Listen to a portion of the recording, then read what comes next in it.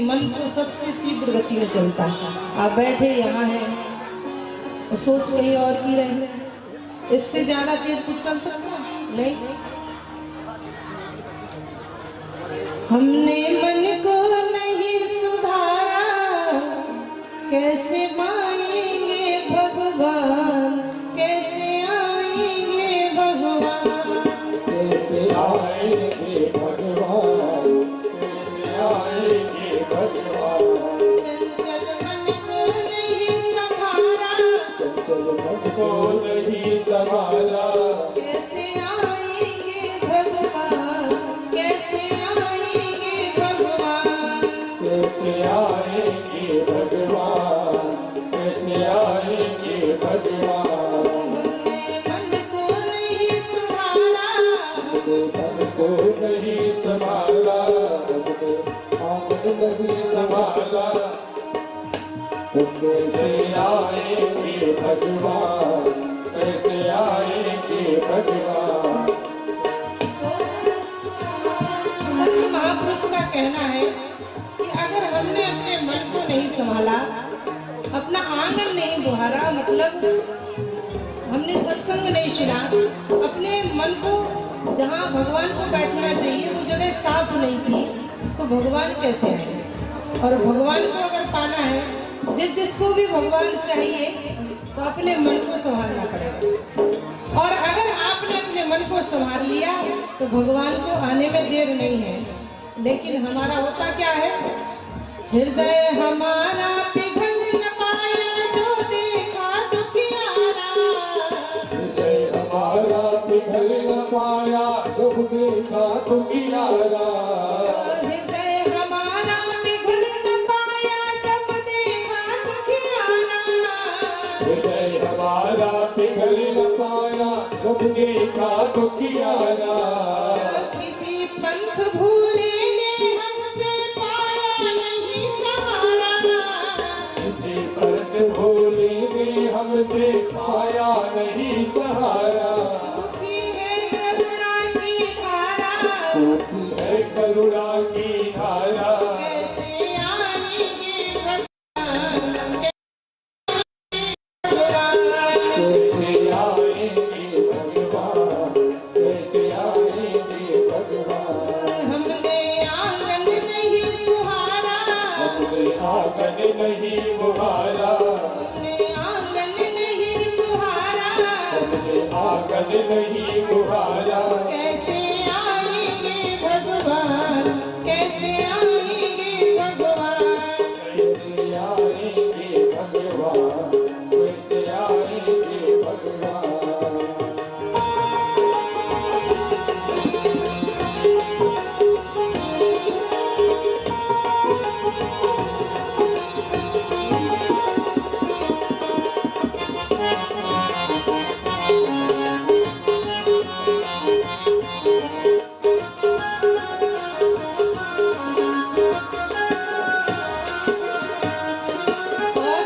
आपको एक बात बता दें कि भगवान को अगर पाना है तो अपने मन को पवित्र करना होगा। और मन पवित्र कैसे होगा? तो जब आप सत्संग सुनेंगे और भगवान को खोजने आपको कहीं जाना नहीं है। आप सोचे काशी जाए तो भगवान मिले, आप सोचे वृंदावन जाए तो भगवान मिले, नहीं, भगवान तो आपके पास नहीं है। कैसे?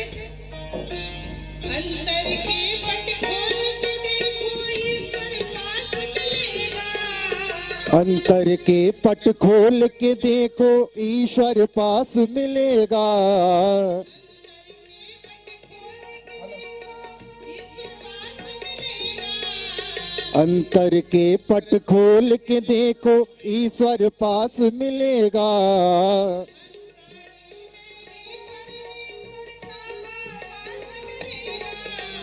हर प्राणी में ही परमेश्वर का आभास मिलेगा,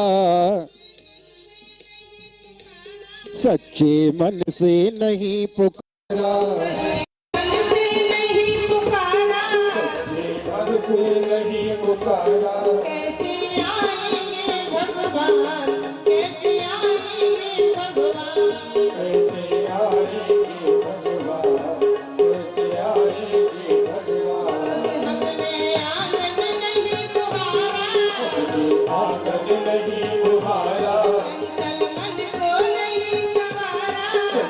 मन को नहीं सवारा। कैसे आएंगे भगवान, कैसे आएंगे भगवान, कैसे आएंगे भगवान, कैसे आएंगे भगवान। निर्मल मन हो तो रघुनायक सबरी के घर आए। निर्मल मन हो तो रघुनायक सबरी के घर आते। निर्मल मन हो तो रघुनायक सबरी के घर आए। निर्मल मन हो तो रघुनायक सबरी के घर आए। श्याम सूर्य की बाह पकड़ कर साग बिहुर घर खाए। शाम सूर्य की बाह पकड़ कर साग बिहुर घर खाए। इस पर हमने नहीं विचारा, पर हमने नहीं विचारा, इस पर हमने नहीं विचारा। पर हमने नहीं विचारा। कैसे आएंगे भगवान, कैसे आएंगे भगवान, कैसे आएंगे भगवान, कैसे आएंगे भगवान।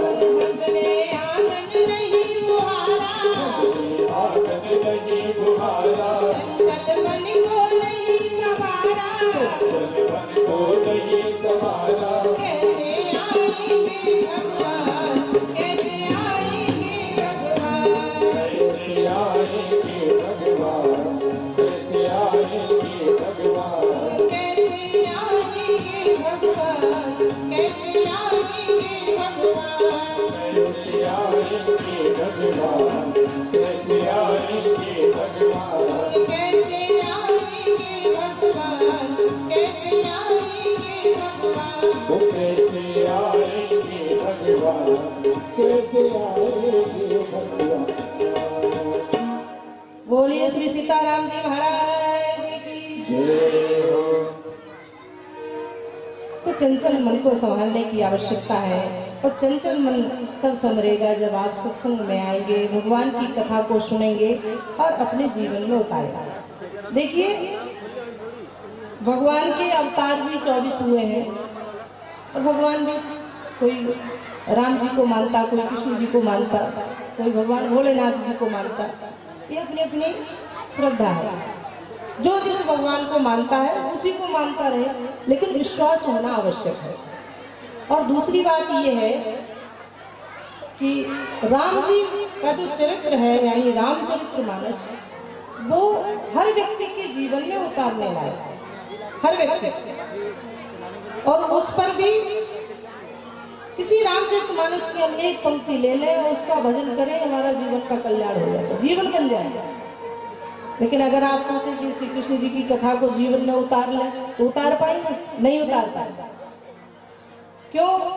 बोले भगवान की जो लीला है, भगवान श्री कृष्ण की जो लीला है, वो आदरणीय है, श्रवणीय है, वंदनीय है, लेकिन अनुकरणीय नहीं है। सुन सकते हैं आप, आनंद ले सकते हैं, लेकिन अनुकरणीय, उसको अनुसरण में नहीं ले सकते, उस पर चल नहीं सकते। भगवान श्री कृष्ण महाराज छोटे ही थे, पूतना जैसी विराट राक्षसी को मार डाला, नहीं कर सकते आप।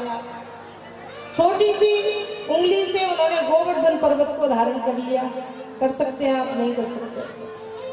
और महाराज एक काम तो इतना विचित्र है उनका, विवाह इतने की 16,108। आजकल लोग अगर दो विवाह भी हो जाए तो घबरा जाते हैं, दो विवाह में संभल पाता। तो कृष्ण जी के चरित्र पर हम चल नहीं सकते, लेकिन राम जी के चरित्र पर हम चल सकते हैं, क्योंकि रामचरितमानस एक ऐसा चरित्र है भगवान श्री राम जी का कि अगर एक एक शब्द भी हम याद करें और उन पर चलने की कोशिश करें तो हमारा जीवन मंगलमय हो जाएगा। और जीवन क्या है, जिंदगी कैसे जीनी है, क्या करना है, क्या नहीं करना है, ये रामचरितमानस से सीखिए। तो आइए, जितना भी समय है उस समय में हम भगवान श्री राम जी के चरित्र को सुनेंगे। ज्यादा समय आपका नहीं लेंगे, महाराज जी जिस समय से भारत करेंगे वही समय होगा और कोशिश यही रहेगी कि आपके जीवन में उतारने लायक कोई बात आपको मिले। हमारे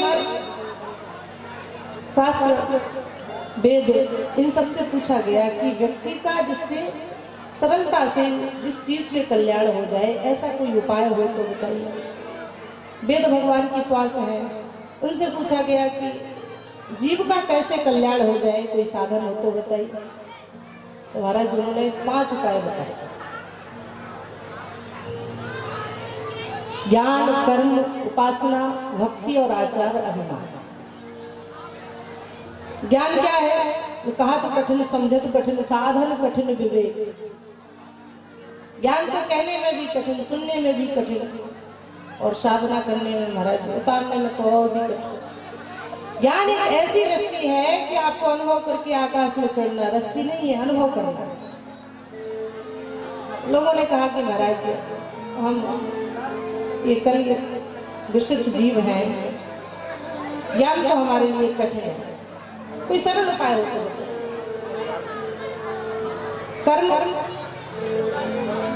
कर्म से कर्मकांड लीजिए तो उसमें भी महाराज बड़े नियम है। छोटी से छोटी अगर त्रुटि हो गई तो दंड आपको मिल जाएगा। और अगर आप कोई पुण्य कार्य करते हैं और उस कार्य को करके अगर आपने वापस से ये बोल दिया कि मैंने ये किया तो उसका पुण्य आपको नहीं मिलेगा। और इसका प्रमाण है, अयाति ने 100 यज्ञ किए, इंद्रासन प्राप्त हो गया। जब इंद्र के आसन पर जाकर के बैठे तो इंद्र ने देखा कि अरे मेरे स्थान पर ये बैठे हुए। धीरे से आकर के पूछा, महाराज आपने ऐसा कौन सा पुण्य किया है जो आपको इंद्रासन प्राप्त हो गया? अयाति के मुंह से निकल आया 100 यज्ञ किए हैं। और जैसे ही मुख से कहा पुण्य छीण हुए, तुरंत ही नीचे गिरा दिए। तो महाराज कर्म की तो ये उपासना, तो उपासना तो बड़ी अच्छी है, भगवान की उपमान पास में और रहना, वासना माने रहना, तो भगवान के पास में रहना और उपासना माने व्रत करना। तो भगवान के पास में रहे कैसे? ये मन तो बड़ा चंचल है, मन तो इतना चंचल है कि महाराज अगर 2 मिनट भी भगवान के भजन के लिए बैठते हैं तो मन कभी कहीं जाता, कभी कहीं जाता, कभी कहीं जाता। और एक बार तो ऐसा हुआ कि एक कथानक के बीच में माता जी जब भी मैं देखती हूँ सो जाता, जब भी देखती सो जाता। एक दिन मैंने उनसे पूछा कि आप कथा में आते ही सो जाते हैं, तो उन्होंने कहा कि क्या करें, कथा में इतनी अच्छी नींद आती, इतनी अच्छी नींद तो नींद की गोली खाने पर भी नहीं आती। तो ये मन है, बड़ा चंचल है। भगवान के पास में रहना थोड़ा मुश्किल है। लक्ष्मण जी जैसे भक्तों के लिए है कि करते कर्म करे बुझनाना, मन राखे जहाँ कृपा निधाना। तो लक्ष्मण जी जैसे भक्त, तो फिर लेकिन शरणागति, भगवान की शरणागति तो बड़ी सरल है। भगवान ने कहा भी कोट विप्र बदला गए जाओ, आ भाई सरल तजय नहीं पाओ। भगवान के पास में पहुंच जाओ, भगवान की शरणागति को स्वीकार कर लो। शरणागति तो अच्छी है लेकिन महाराज उसमें भी नियम है। आनुकूलस्य संकल्पा प्रतिकूलस्य वर्जनम, रक्षस्तीत विश्वासा गोप्तित्व वर्णम तथा आत्मक्षेप कार्य करना खड विद्या शरणागति। शरणागति के 6 लक्षण हैं। उन 6 लक्षण को जब आप पूरा करेंगे तभी आपको शरणागति में प्रवेश मिलेगा। फिर वही बात, महाराज हम मोह में फंसे हुए जीव हैं, 6 लक्षणों को कैसे पूरा करेंगे? तो अब सबसे सरल उपाय, 5वां उपाय बताया, आचार अभिमान। आचार यानी गुरुदेव, अभिमान से अगर अभिमान भी लीजिए तो हमारे रामचरितमानस में एक संत ऐसे हुए हैं। कैसे? असे अभिमान जाए जल भोरे,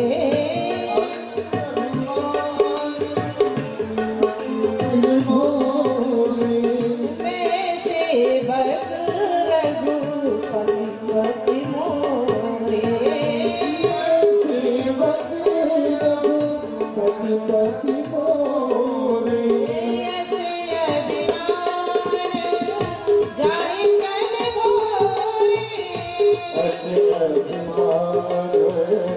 जाए जन भोरे मैं सेवक रघुपति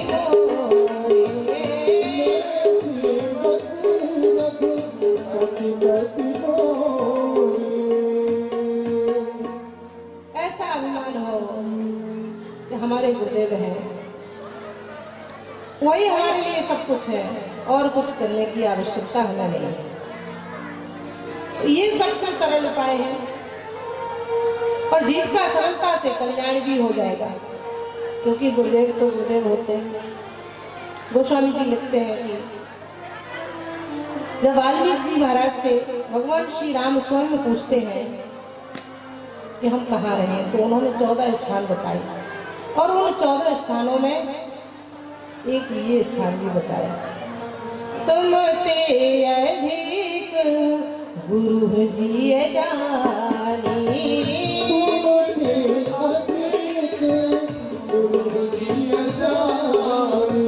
सकल भाव से सलमानी, सकल भाव से सलमानी, तुम ते अधिक गुरु जी जानी,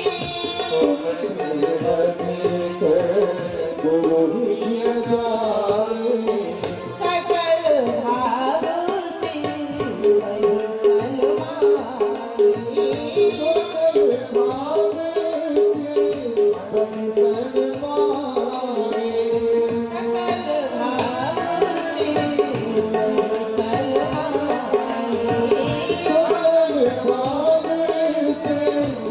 सकल भाव से तुम ते अधिक गुरु है जिए जाए, जो आपसे बढ़कर के अपने गुरु को मानते हैं।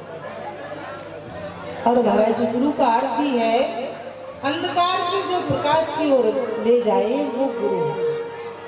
और अगर आपके जीवन में ऐसा कोई सदगुरुदेव आ गया, आपने उसकी शरण ले ली, आपका कल्याण हो जाएगा। जो भी आपको चाहिए सदगुरुदेव के शरण में, उनके सानिध्य में प्राप्त हो जाता है। ये तो बड़ा सरल उपाय है, आप जानते हैं, आप देखते हैं। आपको जहाँ कोई अच्छा संत मिले, आप दीक्षा लीजिए, उसको अपना गुरु बनाइए, और क्या करना है जीवन में, क्या नहीं करना है, वो सब आपको सदगुरुदेव भगवान बता रहे हैं। और एक बात बताएं आपको, अगर आप भगवान से मिलेंगे तो भगवान क्या करते हैं? अगर आप भगवान से मिल गए तो भगवान क्या करते हैं? बोले भगवान भक्ति और मुक्ति में फंसा देते हैं। सहजोबाई कहती है, राम तजो पर गुरु ना विसार। राम जी को छोड़ देंगे पर गुरु जी को नहीं। क्यों? इसलिए कि राम जी से मिलेंगे तो राम जी क्या करेंगे? बोले राम जी भक्ति और मुक्ति देते हैं। या तो भक्ति दे दी तो ऐसे खो जाओगे, विभीषण जैसे लंका का राजा बना दिया, और अगर मुक्ति दी तो महाराज उनके धाम में विराजमान हो जाएगा। लेकिन हनुमान जी महाराज जैसे भक्त अगर आपको बनना है, उनके सानिध्य में रहना है, हरि से पूजन हेत कर, हरिजन सोकर हेत। क्यों? माल मुलक हरि देते हैं, हरिजन हरि ही देते। अगर संत के चरणों में जाएंगे, संत के शरण में, संत के सानिध्य में रहेंगे, तो महाराज संत क्या करेंगे? वो भगवान से मिलेंगे। तो संत के सानिध्य में रहना अच्छा है, क्योंकि जब संत के सानिध्य में आ जाएंगे तो राम जी के दरबार में हमेशा रहेंगे, हमेशा उपस्थित रहेंगे। और भगवान का तो दरबार ही ऐसा है जिसकी कोई तुलना ही नहीं कर सकता। ऐसा दरबार है हमारे श्री राम जी का, कनक बिहारी सरकार जी का। एक बार आप लोग यहीं बैठे बैठे कनक बिहारी जी के दरबार में पहुंच जाए। अब ये मत सोचिए कि अयोध्या नहीं है। एक बात आपको बताएं, जहाँ पर भगवान का नाम लिया जाता है, वहाँ जहाँ जिसका नाम लिया, आपने मान लो किसी का नाम लिया, उसको बुलाया तो उसका स्वरूप याद आया। नाम लिया तो रूप याद आया, और रूप याद आया तो लीला याद आई, कैसे थे क्या करते थे, और लीला याद आई तो धाम भी कहाँ रहते थे। तो अब आप जो आपका नगर है इसमें नहीं है, फिर बोले आप अयोध्या में जाकर के बैठे, क्योंकि आप नाम रूप लीला धाम इन चारों का दर्शन कर रहे हैं, और वो भी किसके माध्यम से, परम पूज्य संत के माध्यम से, सदगुरुदेव भगवान के माध्यम से। तो आप कहाँ हैं? अयोध्या में। कहाँ हैं आप लोग? हमारी माता बहने तो बोल ही नहीं रही, पता नहीं इनको समझ में नहीं आ रहा या बोलना नहीं चाह रहे। कहाँ हैं आप? अयोध्या में। अपने घर को भूल जाइए गोपियों की तरह, न घर का काम याद आए, न बच्चे याद आए, न सास ससुर माता पिता, कोई नहीं। अयोध्या धाम में बैठे हैं, और कहाँ कनक बिहारी जी सरकार की आंगन में, सामने उनकी झांकी है। और कैसी झांकी, कैसा दरबार है, दरबार हजारों देखे हैं, दरबार हजारों ऐसा तो कोई दरबार नहीं, ऐसा तो कोई दरबार नहीं, दरबार हजारों देखे हैं, दरबार हजारों ऐसा तो कोई दरबार नहीं, ऐसा तो कोई दरबार नहीं, जिस गुलशन में तेरा नूर ना हो, जिस गुलशन में तेरा नूर ओ ऐसा तो कोई गुलजार नहीं, ऐसा तो कोई गुलजार नहीं, दरबार हजारों देखे हैं। दरबार हजारों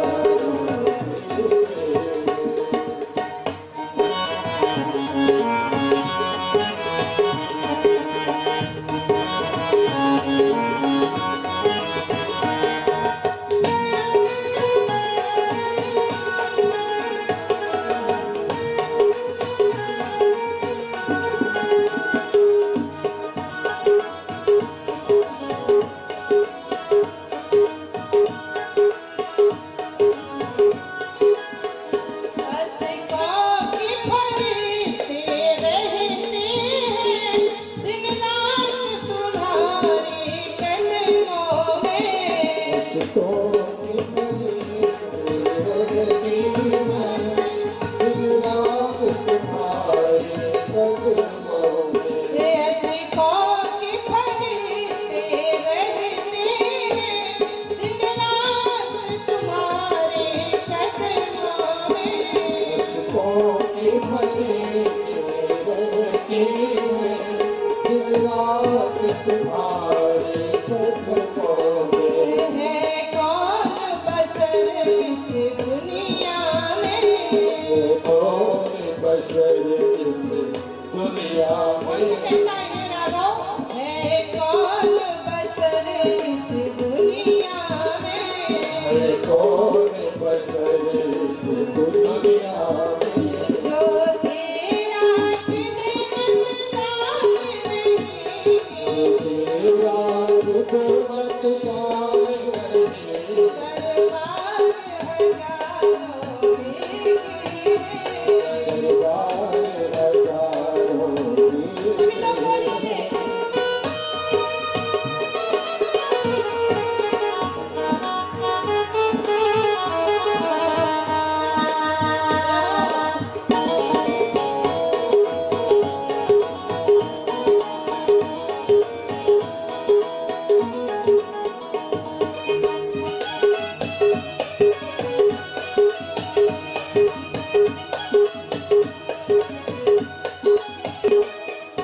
एक बात और बताएं आपको, दरबार ऐसा नहीं है कि यहाँ कोई चीज ना मिलती हो।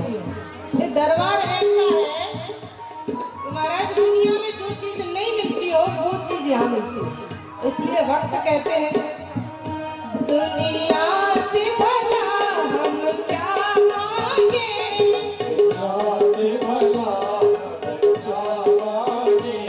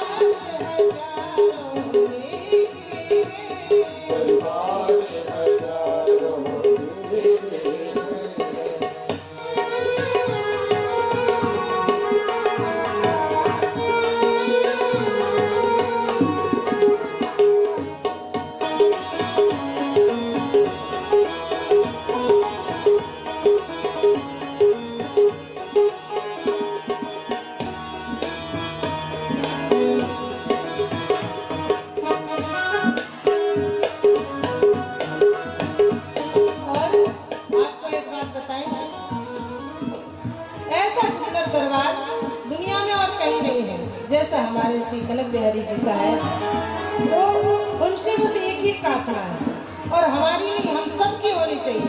क्या हसरत है तुमसे भगवान, हसरत है तुमसे भगवान, हसरत है तुमसे भगवान, हसरत है तुमसे भगवान, जिस बात मेरा ये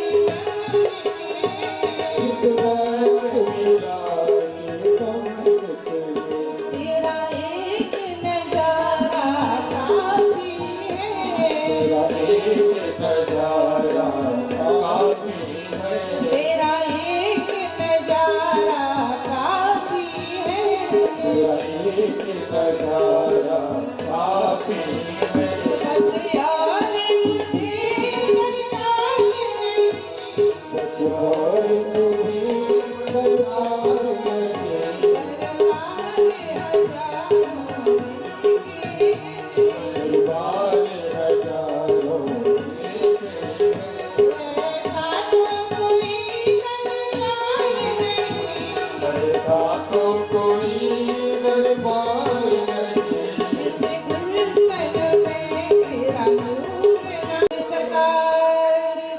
जय बड़ा सुंदर दरबार है, और अगर इस दरबार में जाना है तो तुम ते अधिक गुरु चाहिए जाना,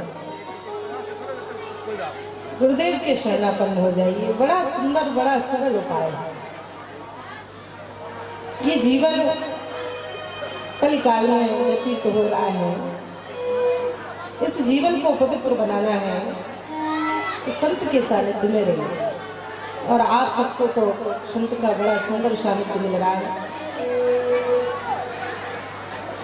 इतना ही नहीं है कि गुरु के सानिध्य में रहने से आपको सत्संग, भगवान की प्राप्ति, चारों धाम दर्शन, भगवान के नाम रूप लीला धाम सबका दर्शन, और गुरु बनाना तो बहुत आवश्यक है हमारे जीवन में, क्योंकि गुरु बिन भाव ने तरह ही न कोई, गुरु के बिना तो कोई भाव सागर पार ही नहीं हो सकता। राम कृष्ण जग में भय तिन्हू ने गुरु की, राम जी आए उन्होंने भी गुरु बनाया, कृष्ण जी आए उन्होंने भी गुरु बनाया, क्योंकि बिना गुरु के तो भगवान कहते हैं कि मैं मिलता ही नहीं। एक नाथ जी हुए, संत एक नाथ जी, सब जगह भगवान देखते। एकादशी थी, व्रत था, संतों को प्यास लगी, कीर्तन चल रहा था, अखंड कीर्तन रात्रि में, भक्तों को प्यास लगी तो महाराज घड़ा लेकर के थोड़ी दूर पर कुआं था, वहां पानी भरने के लिए गए। कुआं पर पानी भरने गए, रास्ते में एक प्रेत रहता था, रात्रि का समय था, और जैसे ही नाथ जी को देखा तो उसने अपना रूप बनाया, लंबी लंबी भुजाएं, बड़ा मुंह, और जैसे ही महाराज एक नाथ जी ने देखा तो वो तो बड़े प्रसन्न हुए। अरे ये लंबोदर जैसे स्वरूप वाले भगवान तो आज ही देखे, कलश को वहीं रख दिया और नाचने लगे। भगवान ने देखा कि ये तो मगन है, घड़ा उठाया, पानी भरा, संतों को पिलाया। सब जगह प्रेत में भी भगवान प्रेत के साथ नाचने लगे। एक दिन रोटी बना रहे थे, रखते जा रहे बगल में, एक श्वान आया, कुत्ता आया, रोटियों को लेकर के भागा, और जैसे एक नाथ जी ने देखा तो घी का पात्र हाथ में लिया और पीछे पीछे दौड़ने लगे। अरे प्रभु, इन रोटियों में घी तो लगा लो। भगवान ने देखा, ऐसा पागल भगवान, कुत्ते में भी मुझे देख रहे, उसी स्वरूप में भगवान को प्रकट होना पड़ा। एक नाथ जी सब जगह भगवान को देखते। एक दिन भगवान से उन्होंने रोकर के कहा कि प्रभु, मैं चाहता हूँ कि आप मुझे आलिंगन करें। भगवान ने कहा ये नहीं हो सकता। क्यों? बोले आपने अभी गुरु नहीं बनाया, जब तक आप गुरु नहीं बनाओगे मैं आपको स्पर्श नहीं कर सकता। तो उन्होंने गुरु बनाया। तो गुरु होना बहुत आवश्यक है हमारे जीवन। रामचरितमानस में जितने भी पात्र हुए हैं सब ने गुरु बनाया, और एक हमारे महाराज इतने श्रेष्ठ महाराज दशरथ जी हुए हैं कि जिन्होंने तो भगवान को प्राकट्य किया, भगवान को बुलाया, लेकिन किसके माध्यम से? पूछा महाराज दशरथ जी से कि राजन, आप अवध भुआल हैं, चक्रवर्ती राजा हैं, आप में इतना सामर्थ्य कहां से आया कि आपने भगवान को प्राप्त कर लिया? तो दशरथ जी कहते हैं कि मेरा अनुभव तो यही है। क्या? मोहि सम यही अनुभव ही न दूजे,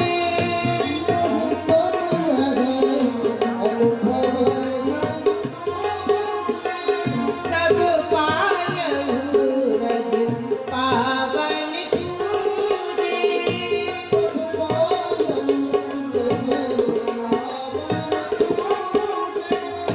मैंने सब यानी परमात्मा को प्राप्त किया है, तो गुरुदेव के चरण कमलों को छू करके उनसे आशीर्वाद लेंगे। तो भगवान से अगर मिलना है, भगवान के सानिध्य में रहना है, तो भगवान से पहले गुरु के शरणापन्न होगा, और अगर गुरु की कृपा हो गई तो भगवान की कृपा अपने आप हो जाएगी। विश्राम सागर में एक छोटा सा दृष्टांत है। श्री नारद जी महाराज हुए, सब लोग जानते हैं, ब्रह्मा जी के मानस पुत्रों में श्रेष्ठ माने जाते हैं। तीनों लोकों में घूमने वाले ब्रह्मर्षि नारद वैकुंठ धाम में जाते, भगवान के पास बैठते, और जैसे ही भगवान के पास बैठ के जब अपने स्थान में जाने को होते, चले जाते स्थान में, तो भगवान उस जगह को पवित्र करवाते। एक दिन नारद जी लौट करके आए तो देखा कि जहां मैं बैठा हूं उस जगह को पवित्र किया जा रहा है। तो नारद जी के मन में विचार आया। नारद जी ने कहा कि सरकार, यहाँ तो मैं बैठा था, इस जगह को इस तरह से क्यों? भगवान ने कहा कि नारद, आप यहाँ बैठे थे, इस जगह को मैं पवित्र करवा रहा हूँ, तो मेरे बैठने से अपवित्र हो गई क्या? आपके बैठने से नहीं, आपने गुरु नहीं बनाया है, इस कारण ये जगह अपवित्र है। क्योंकि बिना गुरु के तो शुद्धता होना, पवित्रता होना ठीक नहीं है, हो ही नहीं पाता हमारे हिसाब से। तो नारद जी बड़े संदेह में पड़ गए। नारद जी ने कहा कि सरकार, ऐसी बात थी तो आपको बताना चाहिए, आपने बताई नहीं। भगवान बोले कोई बात नहीं, आप गुरु बनाए। नारद जी बोले सरकार, संदेह तो इसी बात का है कि गुरु बनाए कैसे? देवर्षि है, गुरु बनाए कैसे? भगवान कहने लगे कि अगर मेरी बात मानो तो प्रातः काल में नदी स्नान के लिए आप जाते हैं, सर्वप्रथम आपको जो दिखाई दे जाए उसी को गुरु बना दो। नारद जी बोलते ठीक है प्रभु, आपकी जैसी आज्ञा, आपकी आज्ञा शिरोधार्य। नारद जी पुनः अपने स्थान पर आए। जैसी सुबह प्रातः काल हुआ, नारद जी स्नान करने नदी पर गए, देखा तो सर्वप्रथम नजर उनकी केवट पर पड़ी। अब कहाँ तो देवर्षि नारद और कहाँ केवट? नारद जी थोड़ा संदेह में पड़ गए। अब भगवान की आज्ञा है तो गुरु तो बना नहीं है। जैसे गुरु बनाने को आए, कहा कि दीक्षा लेनी है, दे दी, दीक्षा ले ली। मन में संदेह हुआ। दूसरे दिन फिर भगवान श्री राम जी सागर में पहुंचे हैं नारद जी। भगवान ने नारद जी को देख के कहा, नारद जी गुरु बना लिया? नारद जी ने कहा हाँ प्रभु, गुरु तो बना लिया, किंतु ठीक है बना लिया। भगवान ने देखा कि नारद, आपको अपने गुरु पर संदेह, गुरु पर संदेह तो नहीं होना चाहिए, क्योंकि जिस व्यक्ति को गुरु के वचनों पर संदेह होता है, गुरु पर संदेह होता है, उसका कल्याण नहीं हो पाता।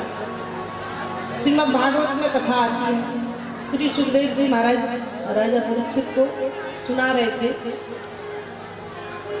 राजा कलिंग के 9 लाख हाथी भीम ने अपनी गदा की वायु वेग से आकाश को उड़ा दिया और गगन मध्य में जो पहुंचाए आज और भरत गगन नहीं पाए और लौट करके वापस नहीं आए।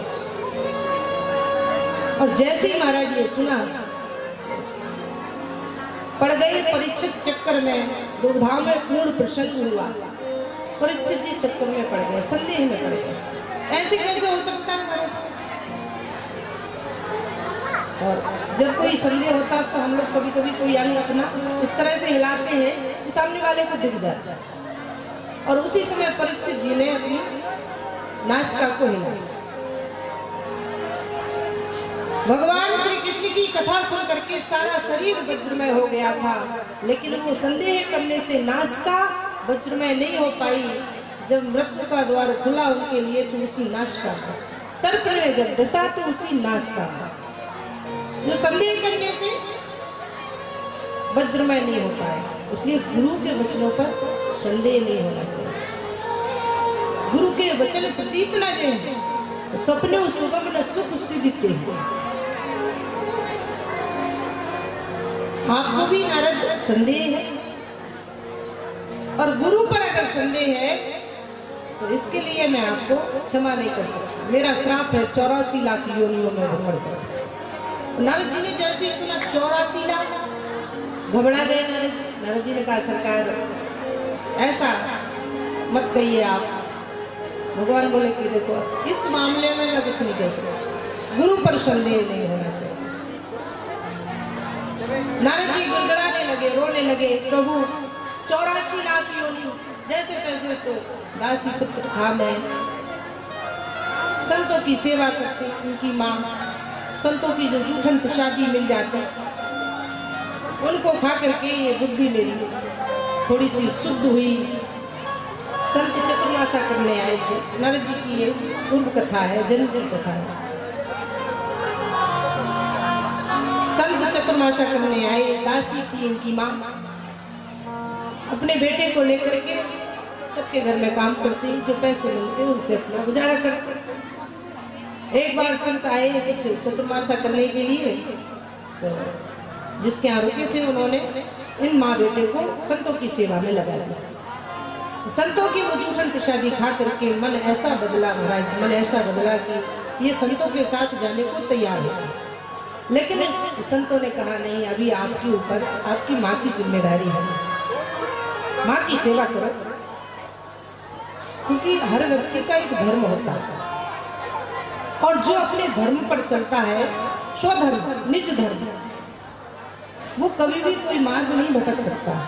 मार्ग भटकता है तब जब हम अपना धर्म छोड़ करके दूसरे के धर्म को अपना लेते हैं। संतों ने समझाया आपका निज धर्म है, आपकी बूढ़ी माँ है, विधवा है, पिताजी बहुत बचपन में ही खत्म हो गए, माँ है, जब तक सेवा करो। अब महाराज सेवा तो करते संतों के कहने से, माँ की देखरेख करते, लेकिन मन में यही सोचते कि माँ नहीं होती तो आज संतों के साथ में चले जाते। कुछ संयोग ऐसा बना कि कुछ दिनों बाद सच ने डस लिया माँ को, माँ की मृत्यु हो गई। अब महाराज घूमने लगे, संतों को ढूंढा, भगवान का भजन किया, आकाशवाणी हुई नारद भजन करो, आपको जरूर हम अपनाएंगे। और फिर दूसरे जन्म में जाकर के महाराज ने देवर्षि नारद हुए, जो ब्रह्मा जी के मानस पुत्रों में देवर्षि नारद हुए। अब नारद जी घबराए, इतने पापड़ बेल करके तो जैसे तैसे देवर्षि नारद बन पाए और 84 लाख योनियों में फिर चक्कर लगाएंगे। अब नहीं महाराज, भगवान बोले इसमें मैं कुछ नहीं कर सकता। तो गुरु और शिष्य की बात है, गुरु जी जाने आप जाने, भगवान का किनारा काट लिया। हमारा नारद जी घबराते हुए गुरुदेव को ढूंढने लगे।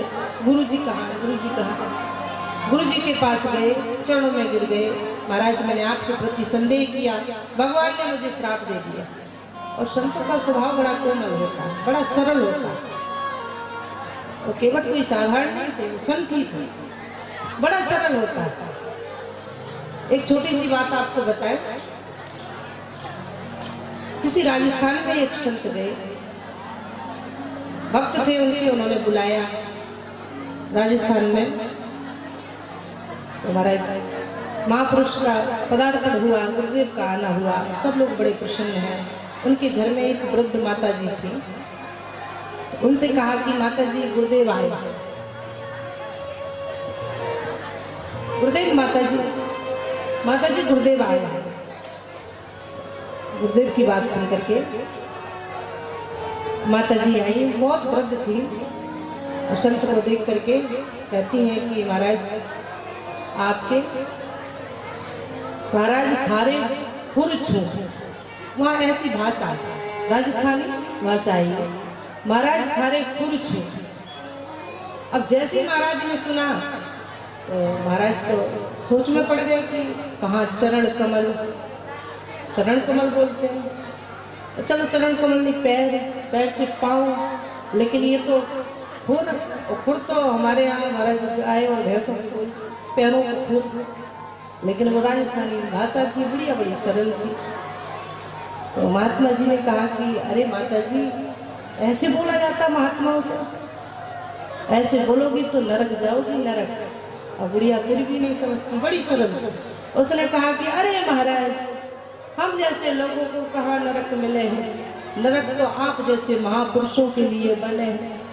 और महात्मा जी ने सुना तो महात्मा जी बड़े जोर से खिलखिलाए, हंसे, बुढ़िया के भाव को समझे। तो बड़े सरल होते हैं सब, हृदय को पढ़ते हैं, लोगों के हृदय को देखते हैं।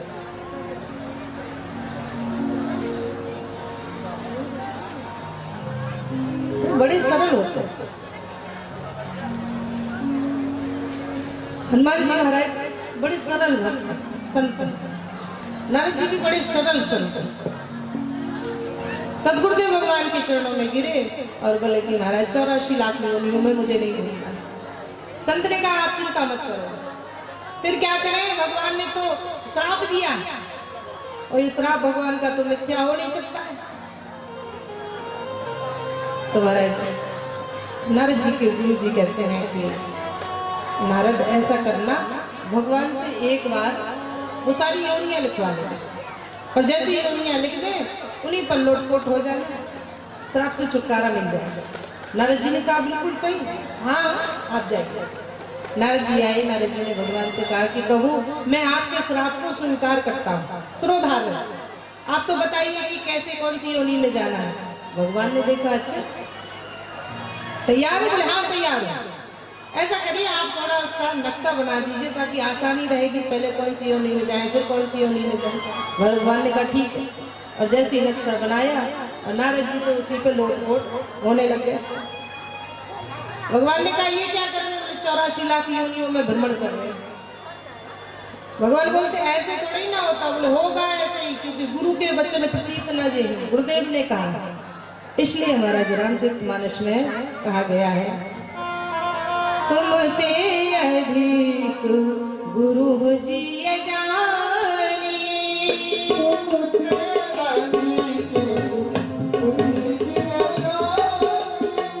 सरल भाव से वही सन्मानी,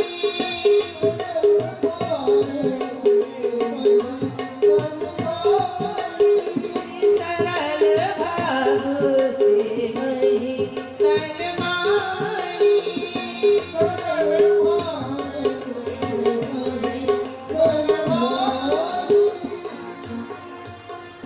तो अब ज्यादा समय न लेते हुए अपनी बाड़ी को ही नाम देंगे। पुनः जैसा महाराज जी का आदेश होगा 2 बार भगवत नाम संकीर्तन सभी लोग बोलेंगे।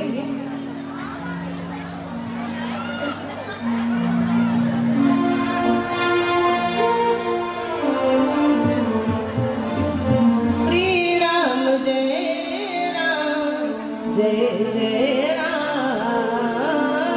श्री राम जय राम जय राम, श्री राम जय राम जय जय राम, श्री राम जय राम जय जय राम, श्री राम जय राम जय जय राम, श्री राम जय राम जय जय राम, श्री राम जय राम राम जय राम जय जय राम श्री राम जय राम जय जय राम श्री राम जय राम जय जय राम श्री राम जय राम जय जय राम श्री राम जय राम जय जय राम श्री राम जय राम जय जय राम राम जय राम जय जय राम श्री राम जय राम जय जय राम श्री राम जय राम जय जय राम बोलिए श्री सीताराम जी महाराज जी की, श्री हनुमान जी महाराज जी की जय। आइए, समय अभाव के कारण हम लोग वैदिक मंत्र से ही आरती कर लेते हैं, क्योंकि लीला का भी दर्शन करना है। हरि ओम ईदग्गुं हविः प्रजननं मे अस्तु दशवीरग्गुं सर्वगणग्गुं स्वस्तये आत्मसनि प्रजासनि पशुसनि लोकसन्यभयसनि अग्निः प्रजां बहुनां मे करोत्वन्नं भयोरेतो अशमा शुद्धत्त आरार्दिपार्दिवग्गुं रजः विदुरप्रा इधामभिः दिवः शदाग्नो शिवरिहति हितिष्ठ स आत्वेकं वर्तते तमः हरिः ओम अग्निर्देवता वातो देवता सूर्यो देवता नमा देवता वृषभो देवता रुद्रा देवता विश्वे देवाः देवता हरिः ओम चन्द्रमा मनसो दात्वचो सूर्यो अजायत श्रोत्राद् वायुस्य प्राणस्य मुखात् अग्निरजायतः आरारदिक्यम्। बोलिए शंकर भगवान की, यज्ञ नारायण भगवान की। आप सभी लोग अपने अपने स्थान पर बैठ जाएं। देवी अपर्णा जी का समय थोड़ा कम रहा है और हमारे सिस्टम को ऑपरेट करने में भी थोड़ा समय लगा, इसलिए